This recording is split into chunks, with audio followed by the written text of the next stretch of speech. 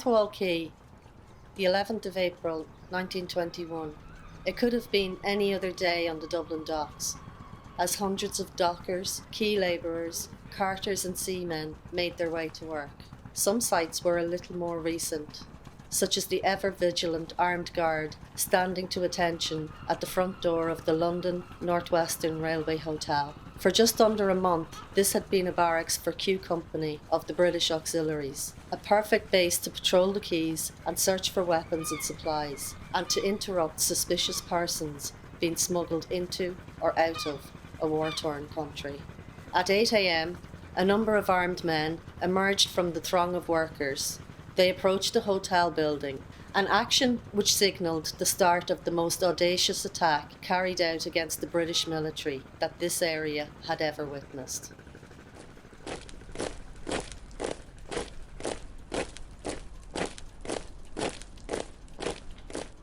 This iconic photograph shows the aftermath of the firefight as auxiliaries posed nonchalantly in front of the LNWR building, though in reality they were lucky to be alive. If the attack had achieved its goal, it is likely that neither of these men or the building itself would have been left standing. While this image and the presence of a military barracks may be what many associate with the attractive red brick building, this obscures a much richer history which is little known about. It is a story of cross-channel tourism, a gateway to the country, and a place of luxurious surroundings. And it all begins, rather mundanely, with plans for a cattle market. In 1852, a Royal Commission is set up to investigate the fairs and markets in Ireland. And when they look at the cattle market at Smithfield in Dublin, their conclusion is that it's endemically corrupt. And the best thing that can be done is to shut it down and start all over again at a new site. But this is Ireland, and back then is no different to today. There's a lot of talk, there's a lot of arguing, but nothing happens. And then in 1862, the Duke of Leinster, he formed a company called the Dublin Cattle Market Company in conjunction with the Midland Great Western Railway and the one that surprises everyone, the London Northwestern Railway, who are a British company. At first look, the London Northwestern wouldn't have seemed the obvious choice for people to develop a cattle market in Dublin. But they ran a ferry service between Holyhead and Dún Laoghaire. They wouldn't have been major players in the ferry service and passenger service to Ireland, but they were the largest transport provider in mainland Britain. And they would have been very aware of the fact that in 1859, over 500,000 cattle, sheep and pigs were exported to Britain through Dublin port. And that was a market that was only set to grow. So they could see huge advantages. And so in 1863, they moved their ferry service to Dublin port and they started to invest heavily in infrastructure and very quickly established a major presence on the docks. Ultimately, the cattle market project fell asunder when Dublin Corporation decided to establish the new market up off the North Circular Road. But for the London Northwestern, when they looked at the people they'd been in partnership, the people in the railway industry in Ireland who they got to know, they kind of thought it'd be worth their while sticking around. They had what was known as the Irish Mail Contract, which brought mail from Euston Station in London to Holyhead. Along the way, they would also pick up mail, and they had sorting wagons on their trains where the mail would get sorted, put into bags, etc. But when they got to Holyhead, they had to hand that over to the City of Dublin Steam Packet Company, who had the contract to bring it over to Dublin. But this was a very, very lucrative end of the contract, the actual shipping contract. So they thought by moving to Dublin, that would put them in prime position to go for the contract when it became available. But they were also aware that there was a huge business just in cargo. And so they acquire a site on Dublin Docks. They also lease the road in front of the railway station, and they build tunnels into the walls of the pier so that passengers can disembark from their ships without getting wet, but it will also facilitate the movement of cattle very easily onto ships. They commission a brand new fleet, such as the Hibernia, the Scotia, the Cambria, and these have luxurious accommodations for passengers. They also have the best facilities for carrying livestock. Next door to them, they decide, right, we'll buy the hotel, we'll expand it. And because of the number of people they employed, they suddenly began buying up houses wherever they could get them. so that their staff could live near the job. There weren't too many, so like an awful lot of other companies in the area, they had to build their own houses. And so the very pretty houses that run down one side of New Wapping Street, which match up with the red brick of the hotel, were built by the London Northwestern Railway for their staff. One of the key things that the London Northwestern does is they link up the railway lines. What they do is they start to build a rail network that will link their station in the North Wall into Amiens Street, so you can then connect with the Great Northern up into Ulster or the Northwest. They also link up with the Midland Great Western, which will take you over into all the Midland counties. They invest £80,000 in the development of what became known as the Phoenix Park Tunnel line, which went underground at the Phoenix Park. The London Northwestern Railway was heavily involved with tourism. And when they looked at Ireland, they could see it was a very, very undeveloped place in terms of tourism. But there was an amateur group called the Irish Tourism Association, and they decided to get involved with them. And that group will eventually go through a series of evolutions, and today they're known as Fáilte Ireland. There were hotel owners and there was historians and people like that, and they produced very, very high quality brochures and booklets on Ireland. And the London Northwestern start to publish their books, and they help get them into 30,000 outlets throughout Britain. The other thing that they do is they start to go heavily into postcards, and they produce what are known as oilettes, which is a way of hand tinting photographs so that they look a little bit like a painting. And they start looking at various areas of Ireland where they can help enhance the tourism product. They build hotels, they build golf courses, again, they create new railway lines, and they're able, because of their transport network, the number of outlets that they have that they can put advertisements into, they promote golfing tourism in Ireland really heavily. The London Northwestern was particularly known for the quality of their food. They ran a first-class food service on their railway carriages. Their restaurants were all known for fine dining, and the restaurant down here in the North Wall was no different. But what was really interesting is that what they got a big reputation for was they produced breakfast hampers for people who would come in on the overnight express boat and would be travelling on to places like Kerry and Cork. But as part of the promotion of Bray and North Wicklow and Glendalough, and a lot of the places like the Meeting of the Water that people in Britain would have known from Tom Moore's Melodies, they produced these fabulous picnic hampers and sandwich baskets, which became legendary. While facilitating cross-channel travel and promoting popular tourist trails may have been a priority for some, it was not foremost in everybody's mind. The early part of the 20th century was an era of war, conflict, and revolutionary idealism, both internationally and in Ireland. On the 15th of April 1915, things take a turn. A crack team of about 6 people break into the storage depot of the London Northwestern Railway Station, and they steal 100 Martini Enfield rifles. They also steal 50,000 rounds of ammunition and bayonets to go with the rifles. A lot of the people involved with this are people like Mick MacDonald, Paddy Weaver, Frank Daly, who will all become substantial figures as the War of Independence progresses. In 1916, the British decide if they're going to win the war, they need to control the Docklands. And so large numbers of troops are rushed down here. They take up position around the London Northwestern Railway Hotel, which they set up as their headquarters.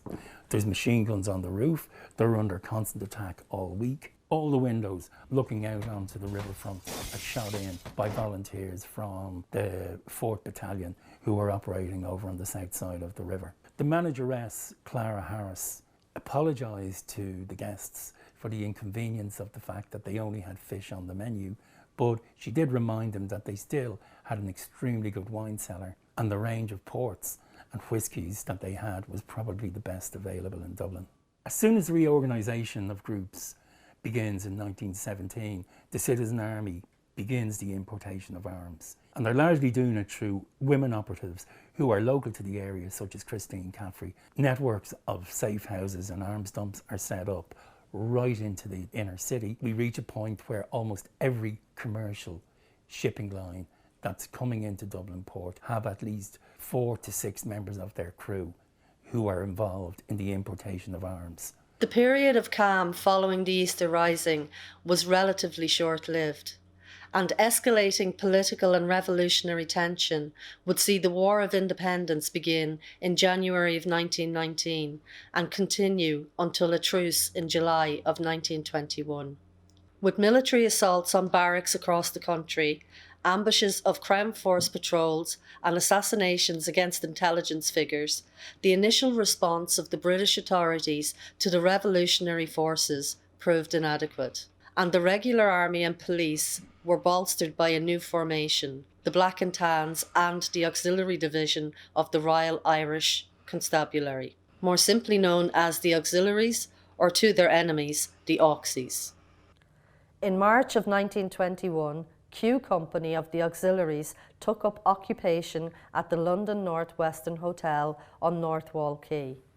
This was a perfect base of operations for patrolling the quays and searching vessels arriving and departing Dublin port. In conjunction with the citywide curfew implemented at the beginning of that month, this intensification of operations and potential impact on the rebel forces would not go unnoticed or unchallenged. And soon plans were in development which would culminate in the full frontal assault on the hotel barracks. The British used to occupy that and had the searchlights going from across the bridge, like, you know. So when the father would be down there at night, you know, he had to come back down several places, cross the bridge down to here. But he used to have to crawl on his hands and knees. The railway wall would protect him. Just the floodlights wouldn't cut him, because if he was caught in the floodlights, that was it. They'd just arrest him, like, you know. In the current campaign of military action, the fact that so many IRA volunteers, their intelligence operatives and supporters lived and worked in the area ensured local knowledge would feature heavily in the planning for the major attack that was now imminent. An essential feature of the operation would be the obstruction of local access to routes to prevent Crown Force reinforcements rushing to the scene. In addition to those attacking the barracks, it was essential that support was provided and routes into the Docklands from Newcomen Bridge and Annesley Bridge were covered. Barricades consisting of timber and large wooden Guinness barrels were built at Common Street. Likewise, mechanical bridges would be utilised to create obstructions. And on Monday, the 11th of April, 1921, at 8 a.m, the attack was set to be launched. The reason why 8 a.m. was because it was time to coincide with the dock workers' shift change. So you're looking at North Wall Quay, which would have been thronged with workers coming to and from work. What Commandant Ennis wanted to do, he had members of E Company, 2nd Battalion, who would attack the front of the building in 4 different sections. One section would attack the main entrance. 2 additional sections would attack the front from either side, and the final section, once the auxiliaries were engaged and the plan was to draw them down towards the front of the hotel by using chemical bombs, which they would throw in through the windows of the hotel, forcing the auxiliaries to rush for the entrance to try and escape the noxious fumes, whereupon they would put an explosive mine in place and kill as many of them as they could and do as much damage. The IRA strategy when it came to engaging the auxiliaries, whether it was the active service unit, which had recently been formed up in addition to the various Dublin battalions, was to get in, do the damage and get away from there as quickly as possible, because the auxiliaries were such good fighters. But what they wanted to do in the case of the operation on North Wall was to isolate the auxiliaries. They would do this by closing the 2 bridges that led to the hotel from Dublin City. One of them was at Upper Sheriff Street, its junction with Lower Sheriff Street, and the other one was a Bascule Bridge at the entrance to Spencer Dock. The IRA units approached from the front. The gunmen carrying pistols, they mingled with the early morning crowds going to work. They went unnoticed. The mine, which was a pretty large bomb, was brought to the area in a handcart. Handcarts were used all over the city at the time, so they were inconspicuous. It was an arrestable offence for civilians to walk past the main entrance. You had to cross the road when you were going past the hotel, because the security strategy in the hotel was only being formulated at that time, so this was an intermediate measure. They had 1 sentry on duty at the front while all these civilians were passing by, and then suddenly out of nowhere at about 7:50 a.m. a section of IRA men, probably 6 to 8 strong, started running towards him brandishing pistols. So at that point he raised his rifle to shoot, but the IRA shot first and they wounded him in the leg. So at this point it was on. The cadet's name was Alfred Body. He was 28 years old. He was shot in the leg, so you can imagine him, he's scrambling back in now through the main entrance, crawling while there's bullets hitting the door frame and the woodwork around him. Inside the hotel, the auxiliaries, who some of them had been sleeping, some were playing cards, some were having their breakfast, some were giving reports. Their commander was Major Thomas King, 31 years old. He was conducting a debriefing session with section leader Owen Latimer, a former army colonel who notoriously had led to the burning of Cork the previous December. In the case of Q Company, they had skull and crossbones or anchor patches, just in indicating that they were of a naval background. So they're rushing to battle throughout the hotel. They're smashing windows because they want to be able to aim their pistols out. So the IRA are attacking the building. They're also breaking the windows on the ground and the first floors. They're throwing in these hand grenades. They were churning out 1,000 hand grenades a week in various arms factories throughout the city. They're throwing these into the building. They're exploding. They're also throwing in these small chemical bombs. These chemical bombs were formulated by the IRA Director of Chemicals, James O'Donovan. The idea was to with these fumes, to corral the auxiliaries, to compel them to leave the hotel by the front entrance, whereupon they'd be marshalled and they could, inflict as many casualties as they could. You've got auxiliaries rushing to battle in pyjamas, also rushing up onto the roof of the hotel, and once they got to the roof they were exposed to the fire of D Company of 2nd Battalion, who were firing across from Upper Sheriff Street. Now you have the auxiliary commander at one point, in the chaos of what's going on, he's rushing down the staircase to try and marshal all his men to direct them, and he got hit on the head with a grenade. It knocked him flying, knocked the cap off his head, and he was lying on the floor then, and the grenade was rolling around on the floor next to him, so he's expecting that's it, I'm done for at this stage. Luckily for him, the grenade didn't go off. Now this was a chronic problem with the Dublin Brigade's grenades. A lot of them were very unreliable, luckily for Major Ryan on that particular morning. So he managed to get his men and give them orders to get to the front of the building as quickly as they could and re-engage the IRA. But again, this suited Commandant Ennis because this was his plan. So when he saw that things were pretty much going according to plan, he ordered his last section in. Now this was the section that were carrying this huge bomb, this mine. So you had a load of barrels lined up on the quayside. They rolled these barrels to give them cover from the fire that the auxiliaries were returning from the building. That gave them cover. At one point, 18-year-old Peter Frain, he revealed himself from behind one of the barrels trying to engage the auxiliaries. He was shot through the chin. There was an auxiliary who was shooting from one of the windows, and he was described as being like a Wild West gunslinger. He had a Webley revolver in one hand and a Colt 45 in the other, so he was shooting from both hips effectively, and he shot down Peter Frain. The mine was delivered nonetheless to where they needed it to be. The fuse was lit on the mine, so everybody rushed away thinking that's it, our work is almost done here. But again, the IRA explosives were not very reliable, and that turned out to be the case on this particular morning. So Commandant Ennis was looking on in great disappointment when he realised that the bomb had failed to explode. At 8:20, he blew a whistle and ordered his men to retreat. This was the general order of battle when it came to engaging the auxiliaries. You go in, do what you want to do, but you don't hang around. Although they had them isolated, they knew that reinforcements would have been marshalled and they would have been coming from Dublin Castle and elsewhere in the city, and you did not want to get caught between converging pincers of auxiliaries. So they made their escape back across into Upper Sheriff Street. They were pursued for a time by the auxiliaries, but however, when the auxiliaries realised that they're kind of encroaching into enemy territory on foot, they knew better than to proceed any further. So the IRA were ultimately allowed to escape. Considering the intensity of the confrontation and an exchange of gunfire lasting 20 minutes, the human cost was comparatively low. There was one casualty, IRA volunteer Peter Frain.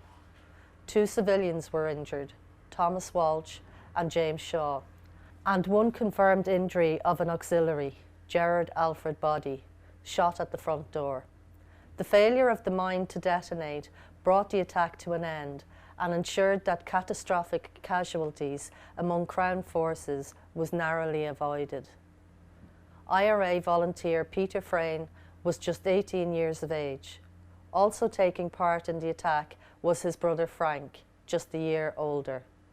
Originally from Kilcullen, County Kilkenny, both brothers had become involved with the Republican movement in their home county. but later moved to Dublin and transferred from the Kilkenny Brigade IRA to E Company 2nd Battalion Dublin Brigade. It has been claimed also that Peter took part in the events of Bloody Sunday. The press censorship of the day meant that Peter's funeral was not covered, except for one report in the Freeman's Journal. When his remains arrived in Thomastown railway station from Dublin, thousands of mourners gathered. Auxiliaries and police were also present in large numbers, surrounding the crowd and forcibly removing the flag from his coffin. Frank, of course, was unable to attend, no doubt adding to his grief at the loss of his brother. Just 6 weeks later, he would participate in the next spectacular operation, the burning of the Customs House, on the 25th of May. We tend to look at the War of Independence as just this guerrilla conflict, but there were so many different aspects. It was an intelligence war, it was an assassination war, and it was a propaganda war. And Dev being away in America was seeing what the international media, how they were reporting events in Ireland. And it was like, you know, band of murderers, band of assassins. It wasn't the image that De Valera or anyone in Ireland wanted to portray, because this was an army. We had an elected government. They were the legitimate army of a legitimately elected government. In order to portray that, to get that really across to the international media, you had to have big attacks, organised attacks. So De Valera puts forth this suggestion. More similarities between the attack on the LNWR and the Custom House is you had people in the vicinity who knew the lay of the land and were passing that on to the higher ups in the IRA. And that intelligence, that inside intel is so important to how and why these ambushes and events then are carried out. So the whole idea with Custom House was get in, get out really, really quickly. It was timed for 25 minutes, take place at lunchtime. It wouldn't look sort of suspicious, groups of men going into the building. Tom Ennis was the commanding officer, he was in charge. Unfortunately, at the burning of the Custom House, 5 volunteers were lost. You had the brothers Patrick and Stephen O'Reilly. You had Dan Head, who was from Ballybuck. He was actually killed while saving the life of Paddy O'Daly and Oscar Traynor. He threw a grenade at a tenor that was coming along.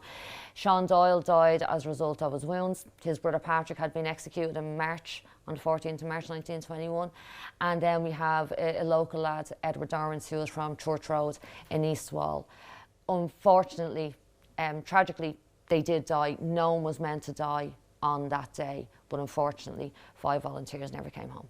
The whole plan with the Custom House was timed really, really minutely, 25 minutes. No one was meant to get killed. Get in, get the documents ready, burn the documents, not the building. The goal was achieved.